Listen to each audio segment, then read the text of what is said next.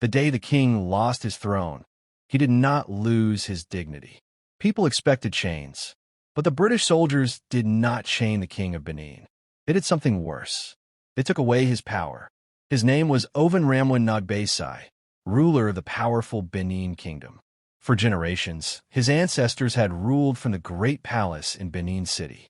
But now everything was gone. The palace was silent. The sacred drums no longer beat. The coral crown that once rested on the king's head had been taken away, and the warriors who once protected the kingdom were no more.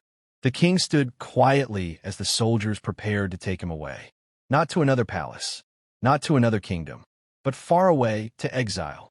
They were sending him to Calabar, far from his land, far from his ancestors, far from the people who called him king. Many expected him to fight. Many thought he would refuse, but he did not, because the king understood something very important. If he fought, more of his people would die.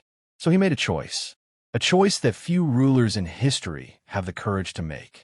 He walked away, not because he was weak, but because he wanted his people to live. As the king left Benin, many people watched in silence. Some cried, some bowed their heads, some whispered prayers.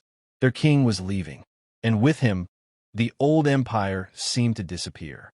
Back in Benin, the once powerful kingdom was broken. The palace had been burned. The warriors were gone. The chiefs were divided, and the sacred bronzes that told the story of the kingdom were taken across the sea. Many of them ended up in museums across Europe, far from the land where they were made, far from the people whose history they carried. But even though the empire had fallen, something still remained. Memory. Years passed.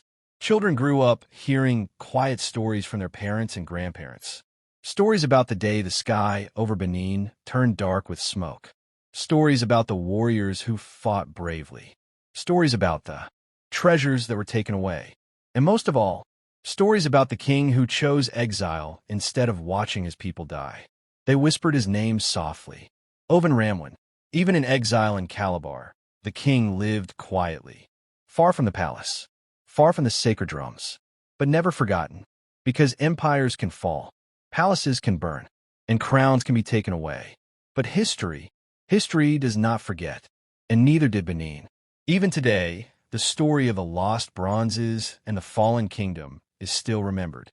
Some of those sacred artworks are slowly finding their way back home, back to the land where they belong, back to Benin, because some stories refuse to disappear, and some kings are remembered forever.